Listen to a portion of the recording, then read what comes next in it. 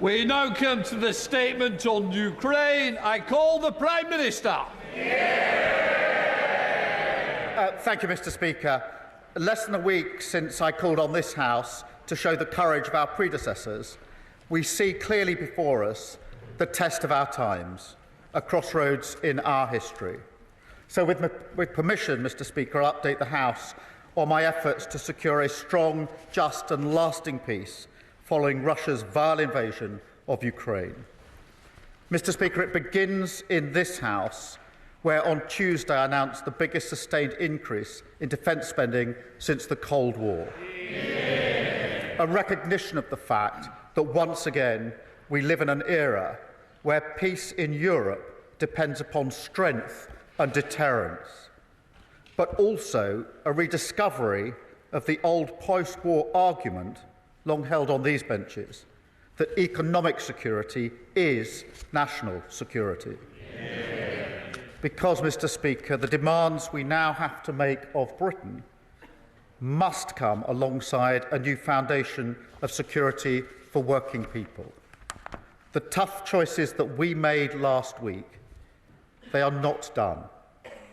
We must use the process of getting to 3% of our national income spent on defence to fundamentally rebuild British industry, use our investment in military spending to create new jobs and apprenticeships in every part of the country. And that's why last night I announced a deal that perfectly symbolises the new era, a partnership with Ukraine that allows them to use £1.6 billion of UK export finance to buy 5,000 air defence missiles manufactured in Belfast.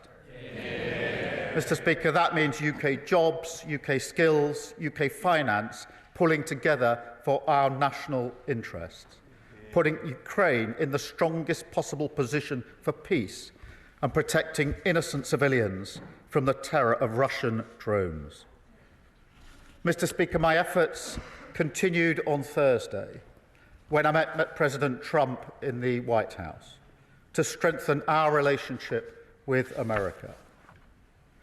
Now, what happened in his subsequent meeting with President Zelensky is something nobody in this House wants to see. But I do want to be crystal clear. We must strengthen our relationship with America. For our security, for our technology, for our trade and investment. They are and always will be indispensable. And we will never choose between either side of the Atlantic.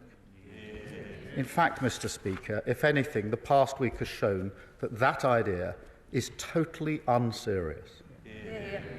Because while some people may enjoy the simplicity of taking a side, this week has shown with total clarity that the US is vital in securing the peace we all want to see in Ukraine.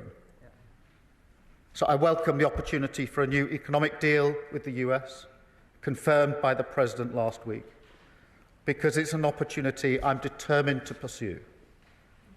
I welcome the positive discussions we had on European security, including his clear support for Article 5 of NATO. I welcome the understanding from our dialogue that our two nations will work together on security arrangements for a lasting peace in Ukraine. I also welcome the President's continued commitment to that peace, which nobody in this House should doubt for a second is sincere. Mr. Speaker, I now turn to the events of this weekend and the moving scenes that greeted President Zelensky as he arrived in London on Saturday. Mr. Speaker, I saw for myself he was taken aback when the crowd in Whitehall cheered at the top of their voices, and they were speaking for the whole of our country. A reminder that this government, this House and this nation stand in unwavering support behind him and the people of Ukraine. Mr. Speaker, we resolved together to move forward the strong cause of just and lasting peace in Ukraine. And then on Sunday, I hosted European leaders from across our continent, equally committed to this cause, including President Macron, Prime Minister Maloney, the leaders of NATO, the European Commission and Council, and the Prime Minister of Canada, a vital ally of this country, the Commonwealth and Ukraine, responsible for training over 40,000 Ukrainian troops. I also had the privilege beforehand of speaking online to the leaders of Estonia, Lithuania and Latvia, each of whom, as close as they are to the front line with Russia, stressed the urgency of the moment. And, Mr. Speaker, it was a productive summit. Together we agreed a clear strategy that the United Kingdom, France and our allies will work closely with Ukraine on a plan to stop the fighting, which we will then discuss directly with the United States. It's a plan that has 4 clear principles, which I'll now share in full with the House. First, that we must keep the military aid to Ukraine flowing, keep increasing the economic pressure on Russia, and to that end, alongside our partnership on air defence, we're doubling down on military aid. Already this year, we've taken our support to record levels. But on Saturday, we also agreed a new £2.2 billion loan for Ukraine, backed not by the British taxpayer, but by the profits from frozen Russian assets. Second, Mr. Speaker, we agreed that any lasting peace must guarantee the sovereignty and security of Ukraine, and that Ukraine must be at the table when negotiating their future. That is absolutely vital. Third, we agreed that in the event of a peace deal, we will continue to boost Ukraine's defences and Ukraine's deterrence. And finally, fourth, we agreed to develop a coalition of the willing, ready to defend a deal in Ukraine and guarantee the peace. Mr. Speaker, after all, the Ukrainian position is completely understandable. For them, the war did not begin 3 years ago. That was merely the latest and most brutal escalation. They have signed agreements with Putin before. They've experienced the nature of his diplomacy and the calibre of his word. We cannot accept a weak deal like Minsk again. No, we must proceed with strength, and that does now require urgently a coalition of the willing.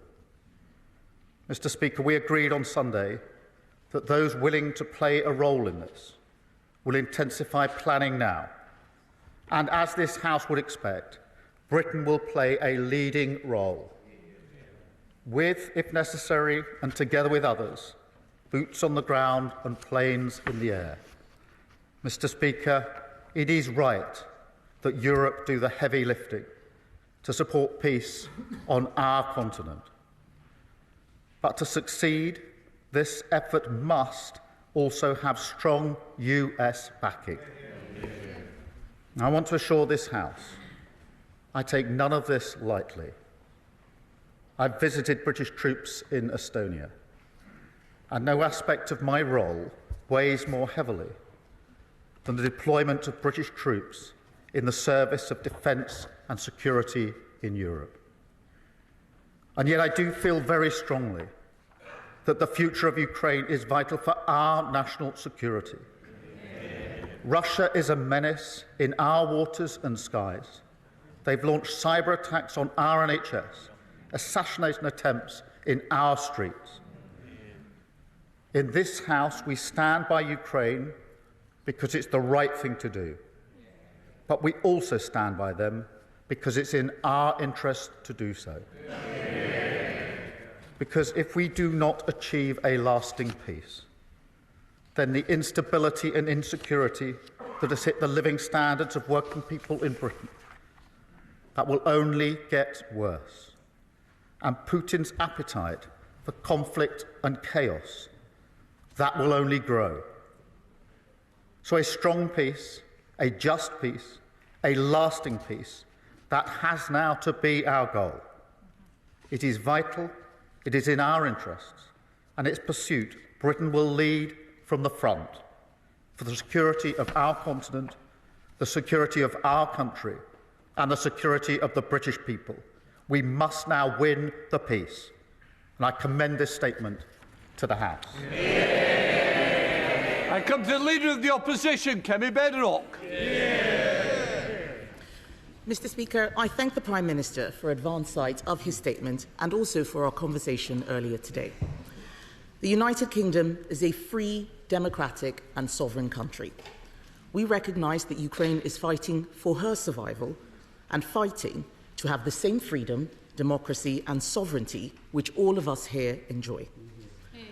That is why both the opposition and the government are fully committed to supporting Ukraine and President Zelensky. I was also glad to see His Majesty the King welcome President Zelensky at Sandringham. As I said at the weekend, President Zelensky is a hero. He is a symbol of the bravery of the Ukrainian people.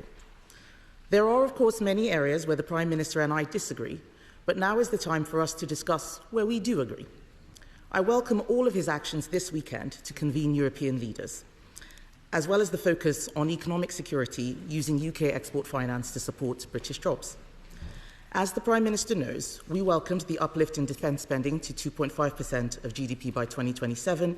We also support the use of foreign aid to achieve this. We welcome a commitment to reach 3% in the years ahead, and we will support him in taking difficult spending decisions, including on welfare. And we will return to the details of how the government will fund this in the near future. But for now, it is right that the Prime Minister is working with allies in Europe and with the United States to bring peace to Ukraine and not a surrender to Russia. As part of this, the Prime Minister has suggested that British troops could be deployed in Ukraine. There are obviously a range of possible options for what such a deployment could look like, and we are keen to work with the government, but we will need details of any such plan. This will be a difficult but significant step.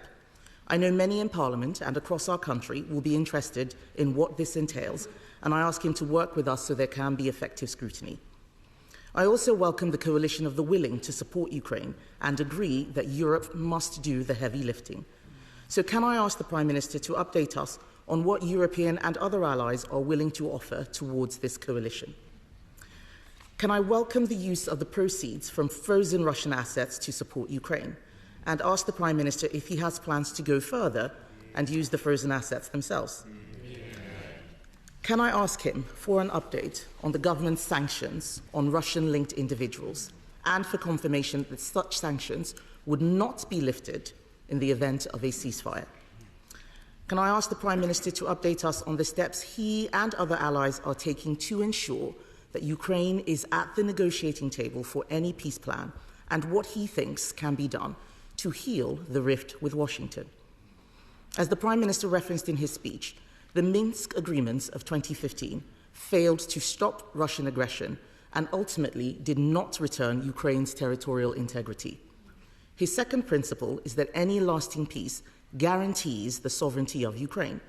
So can I finally ask how the Prime Minister will work to ensure we avoid a repeat of the Minsk agreements and how we can ensure that any peace fully protects Ukrainian sovereignty?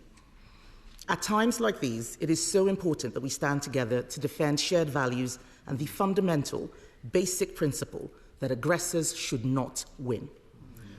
The Prime Minister will have our support to do that and to ensure that we continue to uphold those values all of us in this Parliament hold dear.